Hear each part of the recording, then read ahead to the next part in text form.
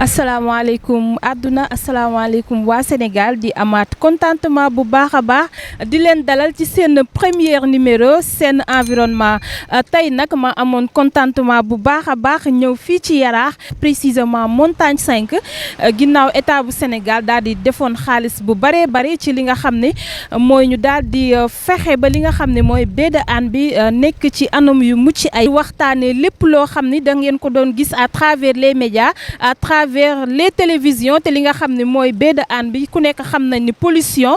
daf fee bëri lool ñu nemmeeku fi sax li nga xam ne mooy plage bi à chaque fois dañuy gis ay mbalit ak usines yi nga xam ne ñoo nekk ci côté yi li nga xam ne moom la ñuy def ci biir ndox mi ak yàqute bi nga xam ne dañañ ko indil ci population bu nekk Hann tey nag may am gan boo xam ne lépp loo leen soxla ci ay questions wala sax ay réponses ñeel li nga xam ne mooy baie bi dama ci waxtaan ak ki nga xam ne mooy Leyti Kane mu nekk membre fondateur kaddu Yaraax ngir waxtaanee ak moom lépp loo leen bëgg a xam à travers baie de Hann dama ciy ànd ak sama caméraman bi Guèye Mar dëgtal leen lépp loo leen bëgg a xam te ngeen ko doon gis à travers les médias à travers les télévisions mu nekk plage boo xam ne sax daanaka mën naa ne pollution bi daf ko gagné 100% tey nag may am contentement bu baax ngir indil leen ci seeni réponse ci question yi nga xam ne yéen a ngi ko bëggoon xam à travers baie de Hann.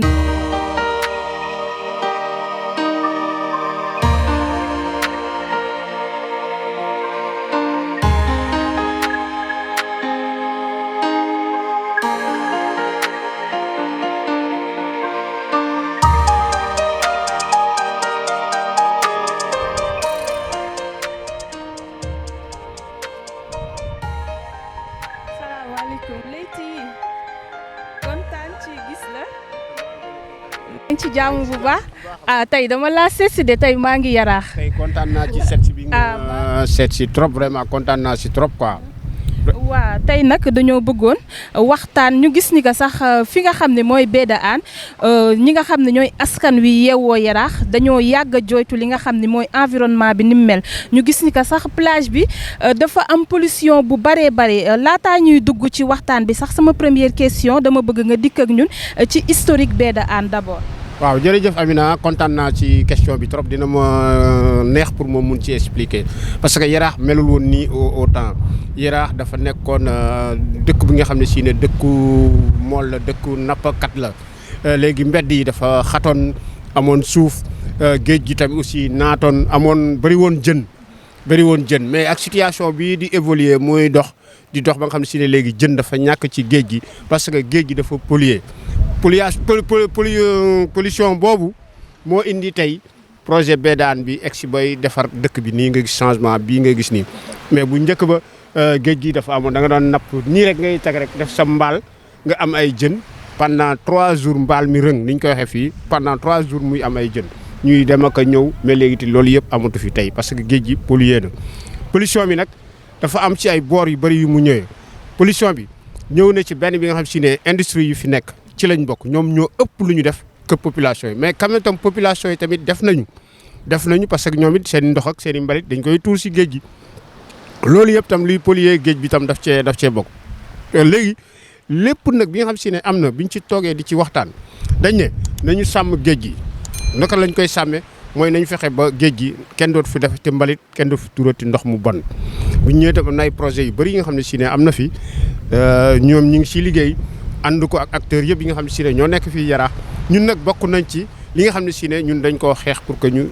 defar géej gi ba nga xam ne si ne kenn du fi tuur ndox mu bon kenn du fi tuur mbalit ba nga xam ne si ne tey jii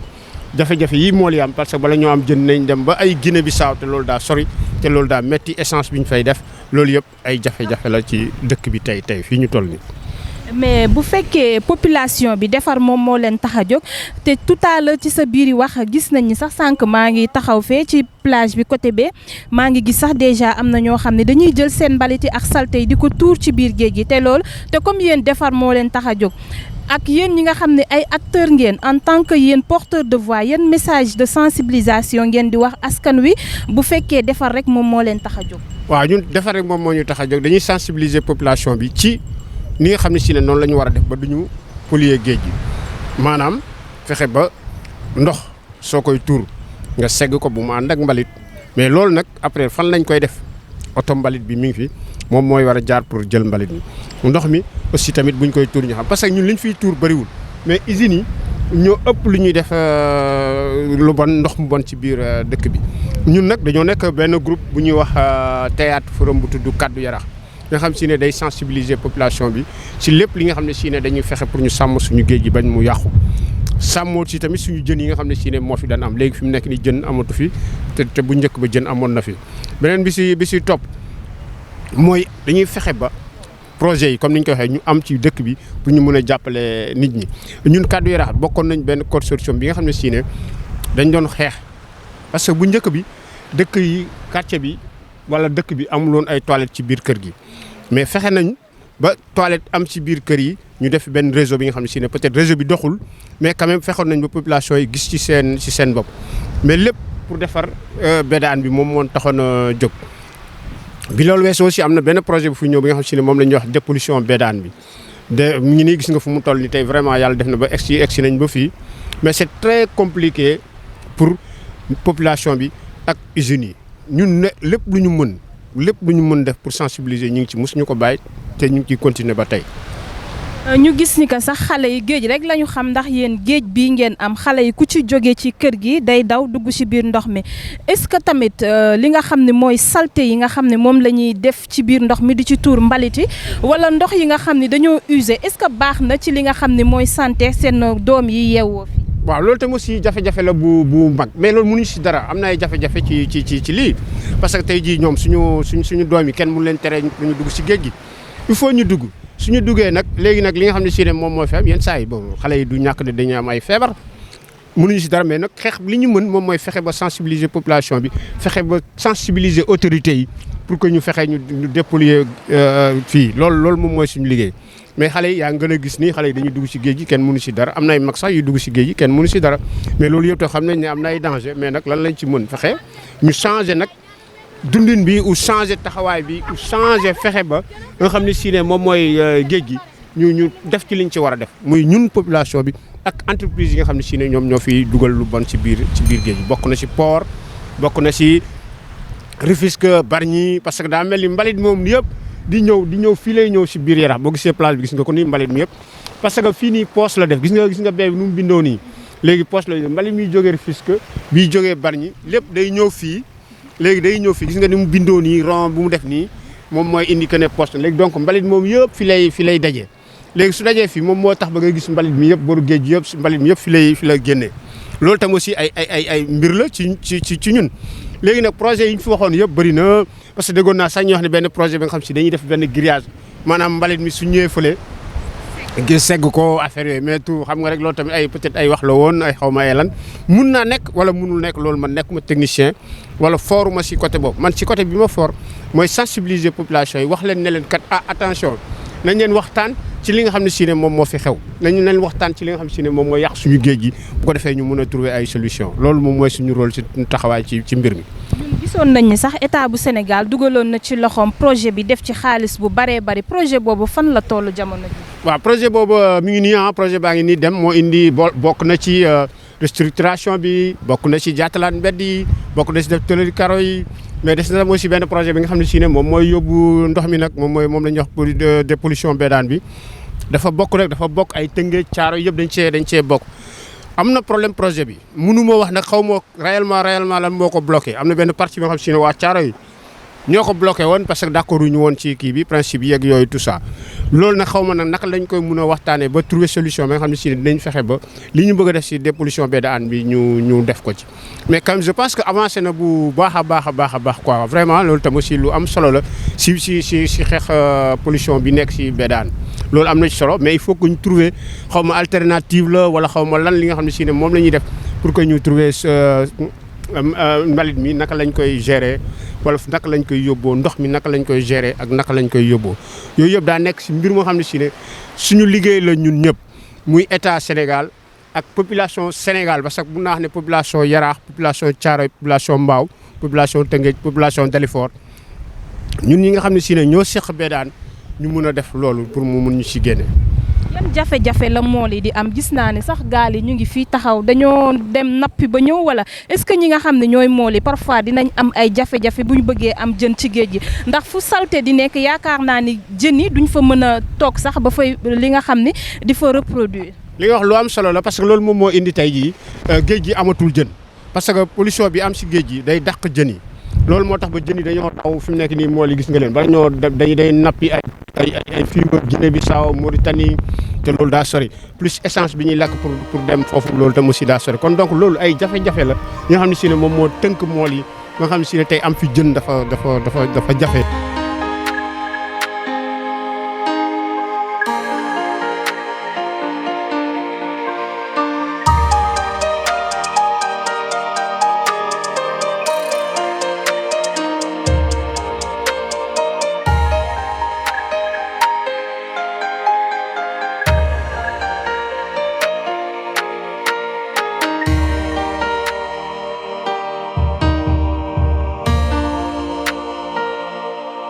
capitaine Ibou ba tey rek yéen a ngi ci seen biir émission seen environnement ñu gis ni que sax environnement bu baie de Hann bi daanaka ay jafe-jafe rek la jur surtout ci ñi nga xam ne mooy jeunes yi nga xam ne ñooy jeunes pêcheurs yi gis nañ ni sax ñoom ci seen i kàddu sànq rek ñu ngi xamle ni pour ñu am jën ci géej gi rek problème la ndax bateau yu mag yi ñooy ñëw di napp li nga xam ne ñoom ñii loolu la ñu waroon a am ki nga xam ne mooy capitaine laa toogal ngir nga dikk ak ci ñun ci lu ndaw rek ci naka nga gisee environnement li nga xam ne mooy baie de Hann. waaw ça va maa ngi sant yàlla di nuyu ñëpp képp ku ñuy seetaan ñu ngi lay nuyu kenn ku nekk sa tur ak sa sant waaw environnement moom fu mu toll dafa doy waar moom géej gi dafa pollué parce que boo seetloo bu njëkkoon ñun daawuñu sori si biir géej mais léegi pour nga gis jën sax problème la ndax environnement bi yàqu en plus tamit bateau yi ñoo ñu gën a sonal bateau yi gën na ñoo sonal tamit bateau yu mag yi mbaal si géej gi parce que ñoom matériel bu ñu am ñun amuñu ko. ba pare ñoom fu ñuy dem ñu mënu ko parce que jën fu ñu jógee di ñëw fii ñoom far lañ koy commencé kar di ko jàpp avant muy egsi fii day fekk presque ñun duñ si jot dara tuuti lañ si am ñun daal loolu moo ñu sonal ñun moo ñu fu mu toll bateau yi moom moo ñu gën a sonal moom te encore bateau yi ñoom day def pollution yu bëri si géej gi parce que ñoom mbalit yi yëpp parce que dañuy jàpp yu mag yi tànn yu mag yi jëli sew yi sànni ko loolu mooy première pollution parce que sew yi day nëb bu nëbee day dàqaat yeneen jën yi si des pollution bu njëkk bi mooy loolu encore tamit tefes gi léegi comme tuyaux yi canal yeeg yooyu tamit moo ñu gën a sonal yooyu tamit. mais lan nga xalaat ne su ngeen ko defee li nga xam ne mooy pollution boobu ngay wax ci laay desandi ba léegi ndax ku wax baie de Hann rek daanaka sa xel day dem ci li nga xam ne mooy pollution lan nga yaakaar ne boo leen ko defee li ngeen di jànkoonteel ci géej gi dina deñ bu ko defee seen baie bi dellu ci li nga xam ne moom la parce que jeunes yi bari nee nañ léegi xaalis amatul pour ñu am jën lekk problème la. waaw xam nga pollution moom mbalit mi ñu indi fi boppam nit ñi ñoo ko fi indi te baadoolo du yar moroomu baadoolo. mais gis naa sànq fee ci plage bi askan wi ñoom ñooy tuur salte yi ci biir ndox mi. mooy li ma la wax baadoolo mënul yar moroomu borom il faut état ñëw jàppale ñu ni mu ñu jàppale comme maire bi mu indi ay agence teg leen tefes gi ñu xam ne ñii maire bi moo leen fa teg mais man bu ma fi nekkee kii tuur su ma nekk bul tuur daa maag yow a si yam. wala ñu naan la mbedd mi mbeddum buur la exactement. léegi nag loolu il faut maire bi jël si ay mesures indi fi ay nit pour ñu mën a invité lool mais am na ñoo xam te ne moom dañoo gàtt xel parce que maire tamit mu ngi def le tout oto mbalit chaque jour ñu ngi ñëw mais am na ñoo xam te si habitude la dañ ko tàmm seen habitude la mais loolu il faut maire bi jël si ay mesures ku def la am te waroo ko def mu sanctionné la man daal loolu laa yaakaar comme solution daal loolu mooy tane beneen bi stop mooy industrie yi seen des yëpp si géej gi lañ koy sori lépp si géej gi lañ koy def xam nga tamit looloo tamit mën a ànd ak dëkk bu set mais yaakaar nga ni bés dina ñëw seen baie bi mel ni mu meloon auparavant. loolu doy na waar man de gëwuma ko mais. moo tax nga wax loolu. parce que dama xam ni population bi ñu ngi gën a yokk encore mesures de sécurité yi ñu war a jël amatul. comme que population muy gën a yokk tamit loolu daal dina jafe te encore tamit nit ñi seen esprit ñu yor ñëpp bokkuñu yem nit ñi daal mooy loolu dañuy gën a màgg mel ni xaw ma dañuy gën a am na am den daal mënu ma ko wax si kanamu écran.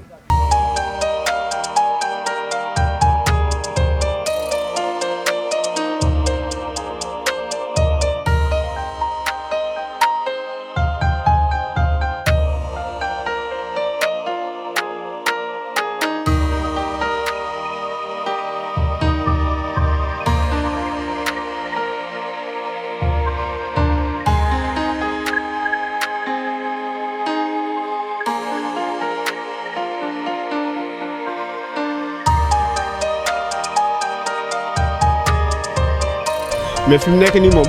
li ma la mën a wax fii moom amatul jën moom géej gi te bu njëkk ba xoolal da ngay dem lu tolloog si gaal gi fii rek da ngay mbaal soo mbaalee dafay rëng géej jën yu bëri fii ngay taxaw di xool jën yi nii mais léegi gis nga ko li ko fii di jëlee bokk na si pollution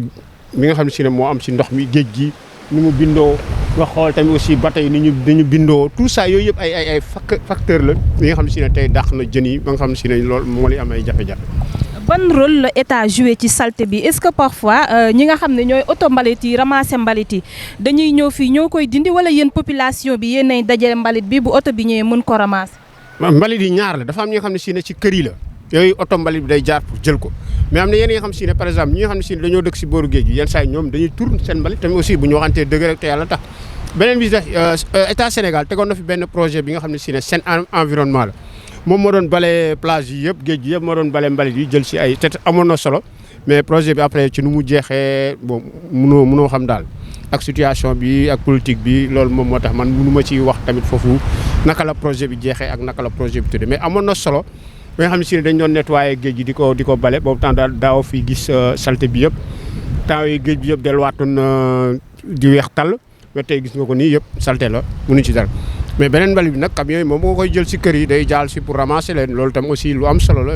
yokku na tamit que tey mbedd yi yaatu na camion yi dinañ mën a jaar te ba nga ko tam tëli yi karo la. comme liñ naan ndimbal na fekk ci loxol borom même bu ci état dugalee loxoom te population bi nekk fii dëkkee fii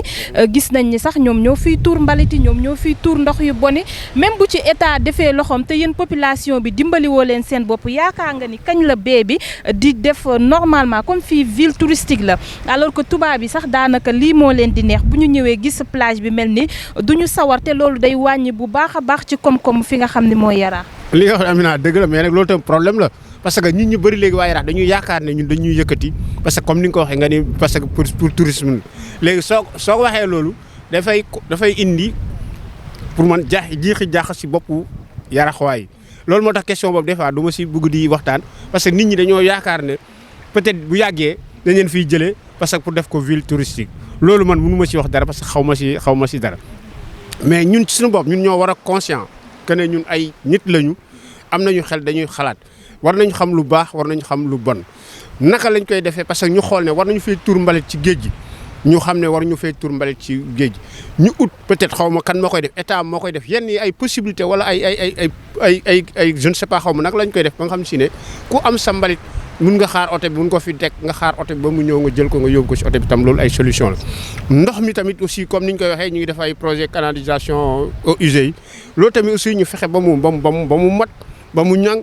station baa ngi nii mais station bi des fois day am jafe-jafe ndox yi di refoulé ci mbedd yeeg yooyu yëpp day c'est des problèmes yi nga xam si ne état bi wala ONAS ñoom ñoo si war a taxaw pour jàppale population yi pour ñu mun ci génn léegi nag ñun suñu rôle mooy sensibiliser waxtaan ak nit ñi par le théâtre forum ñun théâtre la ñuy def après mu am forum théâtre bu ñu ko defee ba pare nit ñi dañuy intervenir théâtre bi day wane fee yi nga xam ne si ne comme ni nga ko waxee am na sax benn pièce théâtre bu ñu tuddee la baie n'est pas une poubelle moom mooy géej gi du mbalit du tuurukaayu mbalit daal maanaam comme noonu kon boog ñu ngi wax pour que nit ñi tamit aussi def wala fàttaliku seen rôle seen taxawaay mooy lan ci baie bi pour ñu mun ko sàmm mu mun ñu jëriñ ñu mën a nekk ak moom ñu mën fi dundin bu sell dundin bu rafet bu ko defee dina wàññi comme ni nga ko waxee xale yi di sangu ci géej yi dina wàññi seen jàngo seen feebar yeeg yooyu tout ça loolu yëpp ñun suñu responsabilité ñun ñëpp ku nekk am nga ci responsabilité muy état bi muy population bi muy industrie ku nekk rek am nga ci suñu mairie bi am na ci responsabilité ci lépp ñun ñëpp nag comme ñun ñëpp suñu responsabilité mi ngi ci kon donc war nañ mun a fexe trouver ay solutions ou trouver des alternatives yi nga xam ne si ne daf ñu ciy jàppale pour ñu mun ci génn. gis nañ ni sax géej gi lépp loo xam ne bokk si da koy génnewaat ndax mbalit bi soo gisee vague gi suñu ñëwee dañuy puusaat li nga xam ne mooy mbalit bi ñu génn ci biti est-ce que tamit jarul ñi nga xam ne ñooy population bi dëkkee fii pour ñu contribuer ndax nee nañ santé lu ko nit jëndee jar na ko est-ce que tamit jaruñu ñoom ñu toog ñu xoolaat bu baax seen bopp xool ni environnement bi kat moom lañu am te seen doom yi géej gi rek lañ am ñu éviter yi nga xam ne mooy eaux usées yi ak mbalit yi ñu koy jël di ko tuur ci li nga xam ne mooy plage bi. yaakaar naa li nga wax tam dëgg la Amina parce que daa mel ni fii ay association yu bëri daje nañ fi am na association yi nga xam si ne loolu tam moom mooy seen liggéey comme ñun ak ñeneen ñi nga xam si ne dañuy bale plage bi dañuy wax ak nit ñi dañuy wax mais fii tam aussi mënul wax rek nga mën sensibiliser population bi wax nit ñi ne leen xoolal boo ñëwee ndox mi boo koy tuur da nga ko war a tuur ci biir ndox mi des fois ñoom fii la ñuy tuur duñu segg seen loolu wax nañ ci dëkk guddi ak bëccëg mais duñu bàyyi dañuy continuer di wax di leen laaj mais tam aussi su fekkee ne dañuy wax ne bu ñu def lii il faut que tam ñun tamit ñu indi leen lu nga xam ne si ne boo leen waxee bu leen def lii nga wutal leen lu nga xam ne si ne moom mooy solution bi moom mooy ñu defal ay canalisation eaux usées ñu defal ay poubelles pour ramasser mbaa ñu jox nit ñi ay poubelles yi nga xam ne si ne peut-être dinañ ko war a ñu defal benn dépôt bi nga xam ne si ne oto mbalit bi mu fa jaaree mun na jël mbalit yëpp yooyu tam aussi bokk na ci li nga xam ne si ne moom mooy solution bi mais dafa am ay déchets solides yi nga xam ne si ne ñun mënuñu si dara loolu état bi wala ay projets yu mag ñoo si mun dara loolu nag aussi tam il faut que état bi ak municipalité bi ànd ak population yi pour jàppale ñu pour ñu mun a def liggéey ba mu sotti. est-ce que kilifa yi nekk fii ñu ngi def appel ci li nga xam ne mooy état bu Sénégal. waaw kilifa yi ñu ngi def appel parce que def naa ne am na ay projets yu bëri yi nga xam si ne ñu ngi def parce que gars yi itam def nañ ci benn collectif des associations bu mag bi nga xam si ne aussi tamit loolu moom mooy rôle la mu taxaw askan bi si jafe-jafe yi nga xam ne si ne moom moo am si Bédane bi. loolu si tamit ñoom ñi ngi koy def bu baax a baax te gis naa autorité bi tamit muy le maire de la commune mi ngi def ay jéego yu am solo si Bédane bi si pour trouver des solutions ak taxawaay bu am solo bi nga xam ne si ne moom lay def pour jàppale association yi nga xam ne si ne ñoom ñooy yëngatu si développement bi wala si Bédane bi. ban relation la population bi am ak li nga xam ni mooy bee bi. relation yi bëri na ci lay dund ci la ñu war a nekk ci la ñu war a bokk ak moom dund parce que bee bi ak population bi ñoom kenn mënu leen séparer kon donc kenn mënu leen séparer donc dañoo war a ñun population bi ñu am taxawaay bu rafet bi nga xam ne si ne moom la ñuy pour mu ànd ak bee bi ñun ñoo war a am taxawaay bu rafet pour gunge ko suñ ko gungee li ñu bëgg dañ koy am mais suñ ko gungeewul ñun li ñu bëgg duñ ko am mais suñ ko gungee moom mu jox ñu li ñu bëgg li ñu bëgg moom mooy moom mu set wecc daal di am li nga xam ne si ne moom moo ñuy mënoon ci la ñu mën a jóge jële ci moom muy jën yeeg yi nga xam ne si ne moom la ñu moom donc kon am na lu ñu boole lu am solo kon donc moom ak ñun ñoo bokk ay mbokk lañu ñoo dëkk kenn ku si nekk dafa war a jox sa morom cër ñun en tant que humain dañuy jox géej gi cër moom géej gi daf ñuy jox cër bu mu ñuy delloo nag ñun tam dañ koo war a delloo cër bi nga xam si dañ koo war a protéger ba bañ kenn yàqu ko. yaakaar nga ni bés dina ñëw plage bi mel na mu meloon auparavant. am naa ci xalaat mais xalaat bi dafay def nii xamul tax xalaat bi def nii parce que des fois gars yi ñoo may yóbbu ci foofu parce que dañuy wax naan non gis nga dañuy sonn rek après bu yàggee fii état bi day ñëw dindi ko def ko ay hôtel xam nga kon boo léegi nag su ma xalaatee côté boobu peut-être bon dina baax si ñi nga xam ne si ne ñoom ñooy am hôtel bi mais ñun ñi nga xam ne si ne ñoo dëkkandoo woon xamante woon xam suñu papa yi xam suñu yaay li ko dalee but ba but xam nañ man laytikan xam naa leen xam nañ ma yooyu dafay daal di dem boobaa dañ ñu fiy jëlee boobaa mun na am plage bi na rafet mais nag lépp nag loolu nag pour ñu mën a moytu loolu pour ñun ñu mën a moytu loolu ñun ñoo war a sàmm nag léegi tefes bi. kon yaa ngi xalaat ëllëgu population bi nga xam ne ñoo yeewoo fi ci Yaraax ak bee bi. waaw non maa ngi koy xalaat bu baax man de su ma sañoon duñ leen séparé man sama bopp man su ma sañoon tey duñ leen séparé su ma sañoon dañuy accompagner jàppale ñu pour que ñu fexe ba ñu setal géej gi ñu setal booru géej gi loolu man mooy sama souhait te loolu laa bëgg te loolu noonu war naa mun a ne état bi ñëpp ñi nga xam ne si ne ñoo ci nekk ONG yi tout ñi nga xam ne si ne ñoom ñoo war a mun a dimbali pour que loolu am ñëpp ñu jàpp si bu ko defee au retour ñun nag population bi tamit ñu nit am nañ ci rôle bu am solo parce que lu tax moo am solo parce que ñun ñoo dëkk ak géej gi kon donc ñun suñu taxawaay moo war a gën a fës moo war a gën a leer moom moo war a gën a am taxawaay bu dëgër ñu sees dañuy accompagner parce que ay xaalis rek kese la ñuy jox wala ay projets yu mag wala loolu kese la ñu mën a defal mais ñun moom suñu rôle moo gën a am solo ci Bédane bi ñun suñu taxawaay. donc yéen mbokki internet yi nga xam ni yéen a ñuy seetaan di leen wax rek yéen a ngi ci seen biir émission seen environnement tey nag ñu nekkoon fii nga xam ne mooy plage yu Yaraax ndax askan wi fii nekk sax daanaka à chaque fois ñu ngi jooytu li nga xam ni boo gisee sax fii nga xam ni mbalit mi daf fee fees loolu te li nga xam ne mooy wér-gu-yaram àndut ak li nga xam ne mooy salte ba tax na sax mën naa ni mool yi est-ce que ñoom tamit ñi ngi am rôle boo xam ne ñu ngi koy jouer parce que ñoom lay gën a affecté parce que ñoom dañ daan dugg ci daawuñu sori sax am li nga xam ne mooy jën te comme ni nga ko waxee sànq pour ñu am jën dañuy dem ba ay côté Guinée ak ñëpp xam nañ ni essence dafa cher lool alors que loolu du wàññi li nga xam ne mooy seen koom-koom puisque ñoom ay père de famille lañ dañoo war di dem outil di jox li nga xam ne mooy seen njaboot mais boo liggéeyee sa xaalis nga jël ko defaat ko ci essence yaakaar naa ni kon il est temps état bu Sénégal ak population bi gën a taxaw ci jafe-jafe yi nga xam ni population bu Hann ñu ngi koy jànkoon. waaw dëgg la Amina li nga wax ni am na solo trop lu tax mu gën a am solo moom mooy li nga wax ci mool yi dañoo conscient ci problème yi nga xam ne si ne moom la ñuy di jànkoonteel tey daa mel ni sax même ñoom d'accord nañ que ne polluer géej gi baaxul même ñoom bu ñuy dem sax seen biir dañuy def ab sachet pour def ci seen mbalit yëpp pour bañ ko sànni ci géej gi kon donc ñooñu conscient nañ que ne kon donc ñuy saltel mbalit géej gi ak yooyu dara baaxul ci ñoom aussi baaxul ci seen famille parce que bu jën amul seen famille duñ mën dund te loolu ay conséquences la yu méttee métti yi nga xam si ne daf leen di dal.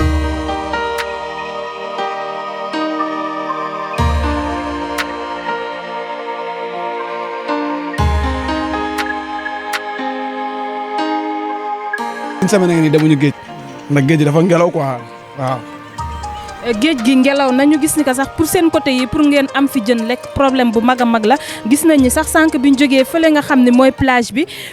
kii li nga xam ne mooy li ngeen di nappee gaal yëpp dañoo taxaw foofu lan moo waral problème boobu. waaw loolu fan yii loolu si géej la ndax ngelaw gi la quoi ngelaw gi moo ñu tee te fan yii géej gi demeewul noonu waaw ndax li nga doon am si géej léegi amatoo ko waaw ndax tey jii xëy na tamit loolu yëpp bota yi ñoo ñu ko yóbbee waaw ndax tey géej tolloon na foo xamante ne neexoon na trop waaye tey jii loolu yëpp amatul. tey gis nga gëj nañ dem géej trop sax waaw. léegi ban appel ngeen di def état bu Sénégal. waaw Macky Sall moom ñu ngi koy ñaan xëy na tamit xëy na si moom la xëy na du si moom waaw ndax tey jii nii bote yi nii tey xëy na ñoom lépp nañu ko yóbbu ndax ñun fu ñu war a mbaalee bote dañu fay ñëw di fa mbaal te ñoom lu ñuy jàpp ñun duñu jàpp xaaj bi ñun loo xam ne dañu ko war a jàpp ay at ñoom dañu koy jàpp si ay benn jour wala si ay ñaari fan looloo tax. moo tax jën yi manqué bateau yu mag yi ñooy ñëw di napp li nga xam ne yéen moom ngeen waroon a am. loolu la ak tamit mbaalu ser yi waa mbaalu ser ñun jën yoo xam ne dañu ko war a jàpp ñoom dañu koy kar te mbaalu yooyu noonu baaxul ci géej te bu ñu ko arrêté woon xëy na tey géej dina neexaat quoi waaw mooy mbaalu ser yi mooy bokk la mbaal yi quoi waaye mbaalu caas la mbaalu ser. mais gis nañu sax fee seen plage bi salte bi bari na fa loolu est-ce que loolu tamit du indi li nga xam ne mooy rareté jën yi ngeen doon am si ndox mi. waaw loolu tamit dëgg la ndax tey ñii suñu gouvernement yi tamit dañoo desee liggéey quoi ndax te ñoo seetaan ndax am na loo xamante ne tey ji waru am si géej dafa war a set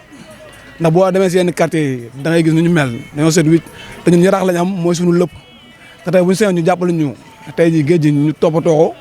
mu mun a dem si kanam quoi moo gën. te fii sax ni ma gisee seen dëkkuwaay bi environnement bu neex lay nduroo. non fii yaraax la fii dëkku ambiance la fii ñëpp jàmm ngay am fii boo fi ñëwee jàmm ngay am heure boo ñëwee da ngay bokk ndax ñun loolu la ñu xam yaraax moom dëkku jàmm la amul lu ñu ciy jooy quoi ñun suñu géej gi daal lañ bëgg ñu jàppale ñu te yàlla tax waaw.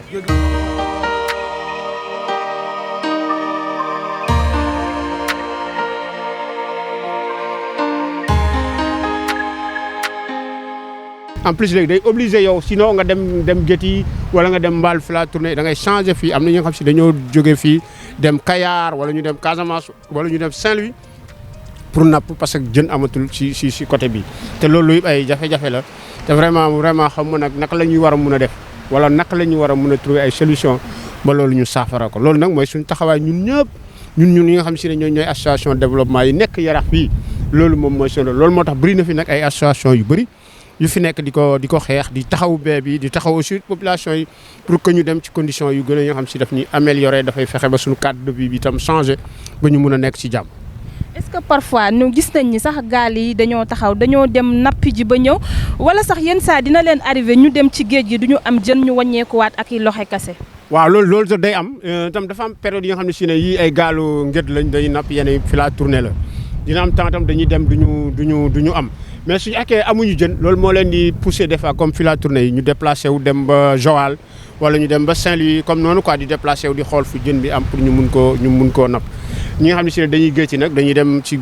fond si géej gi dañ fa am semaine di napp yooyu moom dinañ am jën peut-être li ñu war a am ci jën mun nañ koo bañ a am mais quand même dinañ am dara mais loolu tam aussi jafe-jafe la yu metti ci kii frais bi ñuy def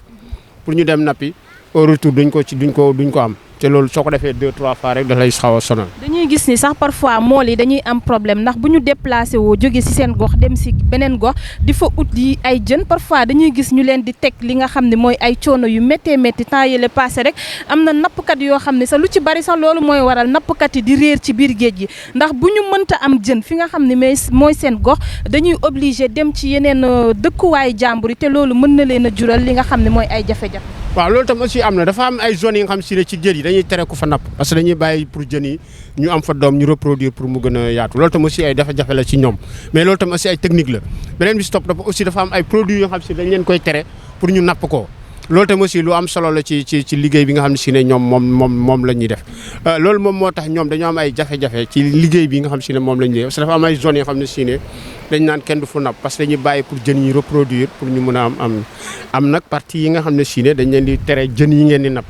parce que jën yu ndaw la moo tax ñu leen napp lañ leen di parce que moo tax utiliser mbaal yi ñuy utiliser dañ koy xool dañ ko war a xoolaat mooy indi histoire yi ay problème yëpp yi nga xam ne si ngay si problème mu géej gi. xanaa di am yaakaar rek état bu Sénégal bés dina ñëw dinañ jàppale population yaraax bi ñu jàppale leen ñu daal di jéem a dindi salte yi nga xam ne ñoo nekk fii ci baie de Hann ndax mën naa ni sax ñi nga xam ne ñooy yeewoo fii ci yaraax mënuñu dem sans géej gi tamit mënuñu dem sans ñoom ñaar ku ci nekk am na li nga xam ne moom ngay apporter sa morom ban message ngay lancer population bi nekk fii ak état bu Sénégal. waaw message bi may lancé population bi d'abord laa koy njëkk a lancé population bi ñoom ñoo war a xool bu baax a baax fi ñu toll fan lañ toll nii actuellement parce que bu ñu xoolee démb fi yaraax nekkoon yaraax ñëw na fii tey kon donc ñoom d'abord boobu question la ñu war a njëkk a posé wu ba pare léegi nag ñu ne lan moo si topp ñu ne dañuy wax dépollution baie de Hann naka la ñu war a def pour ñu def loolu léegi ñun ñëpp lay concerné muy xale di mag di màgget ñëpp la concerné bu ñuy def ndox mi bu ñu koy tuur nañ ko segg ak mbalit mi séparé leen loolu dafa bokk ci liggéey bi nga xam ne si ne moom la ñu ndox man lañ fi war a tuur loolu tam aussi dañ ko war a xool parce que am na ndox yoo xam ne si ne muy ndoxu mooy ndox yi nga xam ne si ne aussi day jóge si toilette yi ndox moom tam normalul waruñu ko tuur si géej gi mais ñu ngi koy def yooyu yëpp nañu war a xool tamit naka lañ koy réglé beneen bi si topp ñu fexe ba defal ay canalisation pour eaux usées yi ñu mën dem foofu bu ko defee tam loolu dina bokk ci li nga xam ne si ne day saafara mbir mi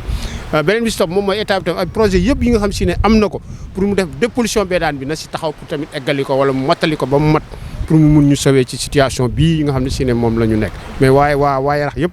ñu bëri tey conscient nañ ci situation bi nga xam ne si ne moom moo nekk si baie de Hann bi tey. xam naa ni sax waa Yaraax lii nga xam ne moom la ñuy dund gënalu leen. non gënalu leen tey suñ sañoon tey jii géej gi day set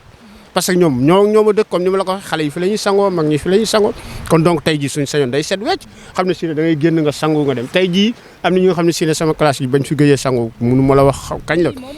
waaw mais am na ñi nga xam si dañuy sangu mënoo leen tere parce que ñoom bu waxee ñoom mën nañ la wax ne la ñoom sans fu loolu mënu leen bañ a def dara te loolu de mënoo leen ko bañal il faut nga obligé nangul leen ko kon donc loolu moom mooy mbir mi kon daal ñun ñëpp a war a taxaw muy citoyen ñun dëkk waa Yaraax état bi municipalité bi ñëpp ñu ànd xeex li nga xam ne si ne moom mooy salte bi ñuy tuur si géej gi ci niñ koy defee mooy waxtaan ak population bi waxtaan ak industrie waxtaan ak état pour que ñu trouver des solutions je pense que nag ñu ngi ci bu baax a baax parce que gis nga situation yu bëri parce que bee bi nag yemul rek Yaraax rek de Dalifort ci la bokk parce que partie bee moo commencé Dalifort fa la ngay gis xeer yi fee à partir loolu ci Dalifort la bokk après nga dem Thiaroye après nga dem noonu la continuer Mbao ba Rufisque kon donc loolu moom mooy difficulté bi nga xam ne si ne moom mooy baie de Hann donc comme baie de Hann fii poche la léegi mbalit mi yëpp ngay gis nii poche bi ni ngay gis nii poche la après mbalit mi yëpp fi lay ñëw si loolu rek moom mooy suñu jafe-jafe. mais nekkul ni zone bii rek mooy am salte zone Yaraax bii rek. zone bi rek la salte bi fii rek lay ñëw parce que comme ni ma la ko waxee poche la gis nga nu mu bindoo nii ni mu defee rond bi nii léegi salte bi di jógee côté bi yëpp fi ñëwee fii lay jëm ci poche bi lay jëm loolu moom moo tax ñoo ëpp salte fii gisoo mbalit kese ngay xool soo xoolee ni géej gi tam ni nga ko waxee sànq wax nga ko lu dugg rek daf koy génne loolu si bokkul si moom daf koy génne même ba si ndoxum taw bi da ngay def noonu su nawet bi jotee su taw bi ñëwee ndox mi muy taw yëpp daf koy génne loolu moo tax nag am na si nga côté bële su nawet jotee ndox mi day egg si biir kër yi léegi nag loolu moom moo tax ñuy wax avancé mer bi soo ñëwee si partie bi géej bi fi mu daan yem dootu fa eggati xam nga am na deux choses yu bokkul fee day egg fii dootul egg fii may na espace fee mu côté bee may na espace géej gi dootul ñëw fa mu daan ñëw mais fee ne day egg ba dóor si bâtiment yi donc loolu nag tam technique bu xaw ma ban façon kii la mënuloo ko jàngal avancer maire bi ak reculer maire bi. mais askan wi yeewoo fii ñoom du ñu am yenn saay li nga xam ne mooy tiitaange xalaatuñu ëllëg géej gi dina dem ba nangu kër yi ndax kër yi ak ndox mi dañoo jege yow trop daanaka li leen séparé sax bariwul. sànq mooy comme li ma la doon wax ñu dëkk côté bi moom duñ ko mës a xalaat ñu dëkk côté bi duñu mës a xalaat ne géej gi dina mës a nangu seen kër mais ñu dëkk côté bële ñoom mun nañ ko xalaat parce que xamul tax ñu koy xalaat parce que am na gis nañ feey géej gi ñëw na ba si seen biir kër yi mais fii nii waa côté bi ça fait des années géej gi egg seetul fu mu doon egg man fii ma dëkk ne léegi sax dañ fa defar sax espace bu ñuy footballé kon donc nga xam ne kon géej gi kon reculer na fii lu am solo mais fee avancé na fa lu bëree bëri kon boo am na différence c'est-à-dire léegi boo xoolee kii bi mu def nii rond bu muy def nii courbe bu muy def nii def ko nii daf lay jox ay affaires yu bëri gisoo nu muy def nii dafa def rond nii. ndax boo seetloo sax côté bii moo gën a kawe. gis nga côté bii moo gën a kawe gis nga côté bee moo gën a suufee parce que nii lay def loolu mooy tax parce que léegi nag géej gi foofu mun nañu wax ne fii day reculer mais fële dafay avancer loolu tam aussi tamit dafa bokk ci li nga xam ne si ne tamit aussi dañ koy dund mais nag képp ku dëkk fii Yarax nii amul kenn ku nga xam ne si ne xalaat nañ ne géej gi dina egsi ci suñu kaw amul kenn ku ko xalaat muy man di keneen ak keneen parce que ñun moom fii ñu dëkk nii dañuy gis ne géej gi day reculer parce que booy xool di gis nga kii bii mooy projet bi ma la doon wax moom moo fi njëkk a defoon kii yooyu pour canalisation eaux usées yi la woon léegi bi loolu amee projet bi nag ONAS la woon ak AGETIP ak OCB yi ñoo ko doon def mais gis nga projet bi doxul léegi nag le deuxième projet bi ñëwee dépollution Bédane bi léegi nag ci la ñuy raccordé pour que ñu def moo tax man la station bi gis nga station bi moom moo nekk foofu mais projet bu njëkk bi station bi fële la nekkoon loolu nag moo tax ma ni la kon donc état Sénégal ak ñu ngi jéem a fexe nu ñuy essayer trouver des solutions pour régler ce problème là. waaw mu nekkoon Leyti Kane nekkoon suñu gan fii ci Yarax mu nekk message bu am solo muy wax ko askan wi nga xam ne ñoo fi yeewoo ak état bu Sénégal xanaa rek di am yaakaar ni bés dina ñëw plage yu Yarax dina mel na mu meloon comme auparavant xam naa ne sax bu ñuy waxtaanee li nga xam ne moo ëmb fii yëpp tey ba suba duñ fi jóge ndax yàgg na askan wi fi yeewoo ñoo ngi jànkonteel ak difficulté yi ñu ngi jànkonteel ak li nga xam ne mooy jafe-jafe yi nga xam ne géej gi mën na leen ko jural ba tax na sax muy jural itam li nga xam ne mooy ay jafe-jafe mool yi nga xam ne ñooy nekk si géej gi ndax daanaka sax tey mën naa ni gaal yi yëpp heure bi waroon na leen a fekk si biir géej gi ñuy uti li nga xam ne mooy jën ñu gis ni que sax ñoom ñëpp dañoo taxaw Leyti ñu bàyyi la rek nga tàggatoo ak mbokki internet yi lay seetaan xam naa ni sax tey jël nañ sa temps bi ndax amoon nga yeneen liggéey yoo doon amal xam naa waxtaan bi dinañ fi amalaat beneen yoon ngir ñu gën a avancer ci kanam gën a wan mbokki internet yi ñuy seetaan population bu Yarax jafe-jafe yi nga xam ne moom la ñuy dund. jërëjëf Amina man de maa ngi tudd sànq dama fàtte présenté wu Leyti Kane bokk si benn groupe bu ñuy wax kaddu Yarax buy def théâtre forum man fi laa juddoo fi laa màggee lépp fi la ma fekk kon donc man xam naa début bi ak ba ñu fii ñu toll ak géej bi bu njëkk bi ni mu meloon parce que fii yëpp da doon weex ay coxalaan da doon am fii mais léegi coxalaan amatu fii parce que day rafet trop sax mais yooyu yëpp tey jii amatu fii parce que problème yi moom moo tax mais depuis boobu ba léegi tam aussi ñun tamit ñu ngi ciy taxaw li ñu ci war a taxawee fexe ba sensibiliser population bi pour wax leen nañu changer comportement man changer comportement sax du ma ko xaw ma lan laa war a wax foofu noonu parce que lépp lu ñu war a def pour wax ko rek wax nañ ko lu ñu war a def it def nañ ko mais du tax ba ñu bàyyi mais dañu continuer di waxtaan ak nit ñi pour que ñu xool naka la ñu war a mën a saafara lii parce que kenn ku si nekk moom moo ci war a def mbiram na ko war a def comme yëfam suñ ko defee comme suñu yëf rek def naa dinañ ci génn maa ngi kontaan trop Amina di la jaajëfal ci waxtaan bi nga xam ne si nag waa internet bi di leen nuyu seen kaddu ñu bokk ko ñun tam ñu tudd kaddu Yarax yéen ngeen tudd seen kaddu kon donc vraiment merci beaucoup am naa mbégte trop vraiment kontaan di waaw lu ci dëng nag man la. yow la ñuy jaajëfal bu baax ndax yaa ñu dalal fii macha allah dañuy bàyyi fii di dem di dugg si biir géej gi ñu si bari sax daanaka dañ ciy ñàkk seen bakkan manque travail la wala li nga xam ne condition yi xale yi di yeewoo fii la ñuy jànkonteel wala li nga xam ne ñàkkum xëy moom moo waral lool. waaw bokk na ci ñàkkum xëy parce que bokk na ci li nga xam ne si itam nit ñi dañoo xale yi bon maanaam dem Europe dafa nekkoon tam seen bopp loolu aussi bokk na ci. ñàkkum xëy mi moom mooy itam fii lii waraloon loolu parce que géej gi amatul woon jën comme ni ñu ko waxee léegi ñoo amoon nañu possibilité bu ndaw moom mooy amoon nañ gisoon nañu kenn ku def xaw ma kenn la wala ñenn ñu nga xam si dañoo defoon expérience bi dugg gaal yi dem ba Espagne après bi ñu ko waxee rek ñu ne kon loolu possibilité nekk na loolu moo indi tey xale yu bëri yu dëkkoon Yarax fii tey ci ñu njëkk a dem Espagne fii la départ loolu moom moo tax soo xoolee xale yu bëri tey jii ñu dëkk Yaraax ñu ngi Espagne ay mool la ñu woon mais tey ñu ngi Espagne mais sant yàlla bu baax a baax parce que tam bi ñu demee Espagne li ñu fa war a def nañ ko fi am na ñi nga xam si ne retourné nañu fii waat Yaraax continuer seen liggéey am na ñi nga xam si ne tamit am nañ fi ay biens yu baax a baax loolu nag tam aussi lu am solo la ci mbir mi loolu moom aussi dinañ leen ko nangul te lam aussi tamit yoon la loolu tam lépp li ko indi woon mooy ñàkkum jën mi rek waaw loolu kese la. waa yow Leyti sant nañ la gërëm nañ la bu baax a baax di kontaan bu baax ci li ngi ñu dalal fii ñu bàyyi la nga tàggatoo ak mbokki internet yi lay seetaan xam naa waxtaan bi dañ koy tënk fii rek ba beneen yoon ñu daal di gën a jàll dugg ci biir pourquoi pas ñu waxtaan ak askan wi nga xam ne ñoo nekk si biir xam naa beneen yoon lay doon incha allah. jërëjëf Amina maa ngi sant bu baax a baax di la gërëm ak sa caméraman bi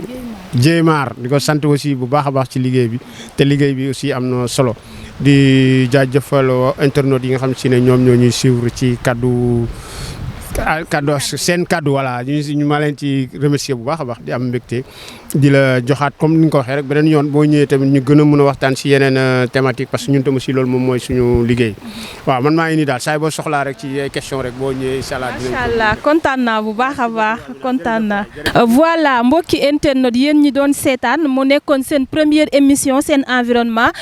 tey nag ma ñëwoon fii ci Yaraax ñu amoon fi suñu gan boo xam ne mi ngi koy woowee Leyti Kane ngir ñu waxtaan ak ñun lépp li nga xam ne mooy pollution bi nga xam ne géej gi mi ngi koy jur ak li nga xam ne usine environnement yi nekk ci côté yi ak population bi sax ñu ngi ciy joué benn rôle xanaa di sensibiliser waat population bi di leen wax que la mer n'est pas une poubelle comme ni ko Leyti waxee léegi xam naa mbokk yi di leen jox dig daje ba beneen yoon incha allah seen beneen numéro ak beneen gox Amina Camara moo nekkoon à la présentation ma ci doon ànd ak Guèye Mar sama caméraman bi di remercier toute l'équipe technique di leen jox rendez-vous ba beneen yoon incha allah.